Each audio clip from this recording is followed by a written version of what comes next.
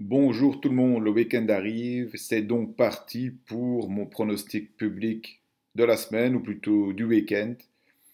Ok, donc dans cette vidéo, je vais vous dévoiler un des quatre pronostics, un des quatre paris que je vais placer ce week-end et que j'ai envoyé dans mon club privé. Et le pronostic, le pari que je vais vous dévoiler se passe en Angleterre, mais attention, pas dans la Ligue majeure, pas en Première Ligue, mais en Ligue 2. Ok. Alors prenez quelques secondes pour vous abonner à ma chaîne YouTube, cochez la cloche de notification et comme ça être averti directement dès que je poste ma prochaine vidéo, mon prochain pari. Bon, pour ceux qui ne me connaissent pas encore, moi c'est Philippe Bello, parieur pro, trader sur Betfair et j'ai créé le club privé, mon club privé, où je partage mes paris et mes séances de trading, de live betting.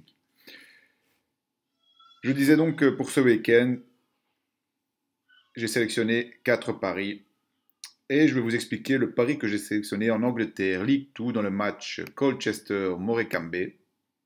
Ce match a lieu demain, samedi, à 16 h, dans l'après-midi. Pas de suspense, le pari que j'ai placé dans ce match, c'est la victoire de Colchester en draw no bet, c'est-à-dire avec le match nul remboursé.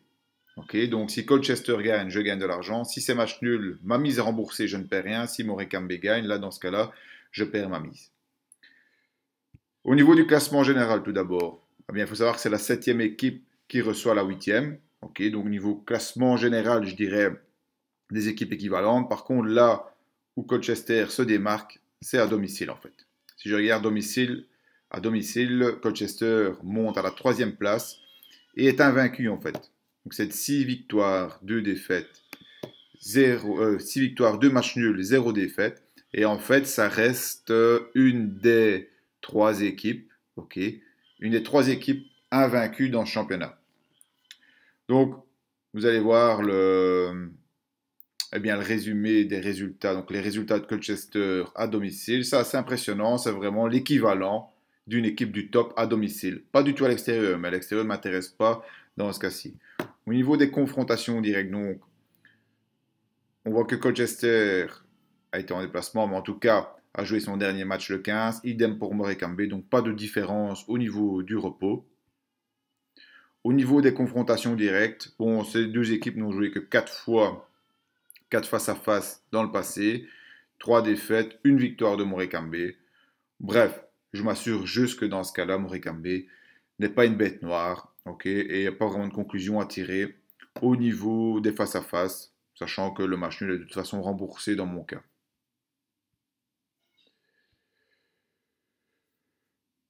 Donc, Colchester reçoit Morecambe et la value est bien du côté de Colchester. Okay, la value, c'est eh bien, c'est la qualité de la cote.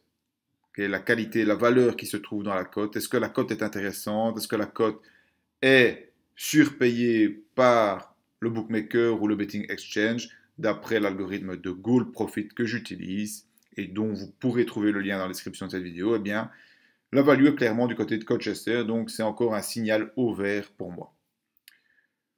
Si je regarde donc les résultats de Colchester, ce que je vous disais, hein, c'est que Colchester est assez impressionnant à domicile. À l'extérieur, c'est une autre histoire. Okay, mais à domicile, en tout cas, Colchester a vraiment des records d'équipes du top. D'équipes du top. Au niveau de Morecambe, eh bien, à l'extérieur, c'est quand même beaucoup moins bien. Surtout que les victoires sont concentrées en début de championnat. Okay. Mais si on prend, rien qu'ici, 1, 2, 3, les 6 derniers déplacements, eh bien, c'est pas terrible du tout, hein. C'est 4 défaites, un match nul et une victoire. Okay. Donc, pour moi, au vu de ces statistiques-là, c'est clairement du côté de Colchester qui a la value. D'autant plus que vous voyez ici que d'après le marché, ces deux équipes sont équivalentes. 2,72 pour Colchester, 2,74 pour Morecambe. Attention, ici c'est la victoire sèche, c'est pas le draw no bet, mais peu importe. Ça montre que les deux équipes sont équivalentes d'après le marché.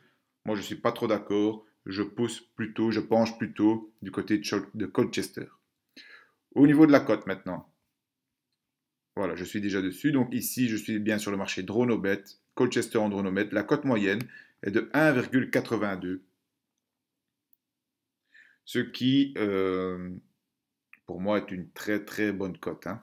1,82, attention, c'est la moyenne des bookmakers.com. Sur Unibet, c'est 1,79, William Hill 1,80, unibet.com. Hein. Sur betclick.com 1,80, bet365 1,83, betway 1,80, bref, on oscille autour de 1,82. Alors moi, je vais placer ce DroneObet sur...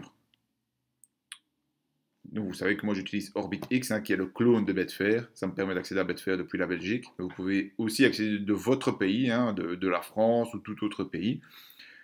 Et là, on voit encore mieux sur ce marché ici, okay, que les deux équipes sont vraiment cotées de manière équivalente par le marché. 1,98, 1,98 pour Colchester. Au vu des statistiques, pour moi, c'est une très bonne cote en DroneObet, je le rappelle. Hein. On n'est pas en Victor 16, on est en DroneObet. C'est une très bonne cote en DroneObet à 1,98. Colchester gagne pour une mise de 100 euros, je gagne 98 euros. Si c'est match nul, je récupère ma mise, donc je ne perds rien. Si Morecambe gagne, dans ce cas-là, je perds 100 euros.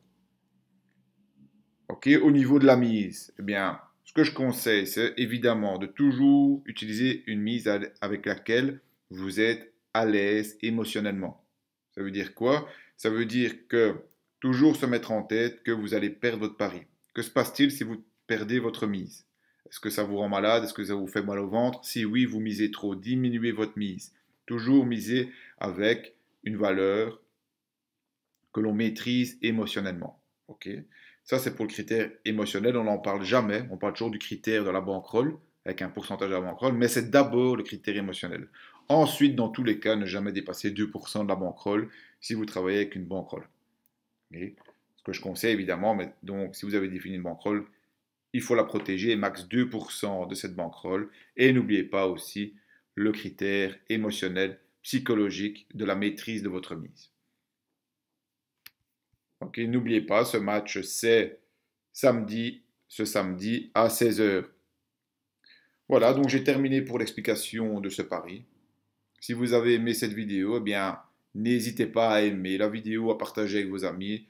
Comme ça, ben moi, ça me montre que vous aimez ce type de vidéo et que je dois continuer à en faire dans le futur. Ok, donc, je vous remercie d'avoir regardé cette vidéo jusqu'au bout et je vous souhaite de bons paris pour ce week-end. Attention, surtout, ne pariez pas trop.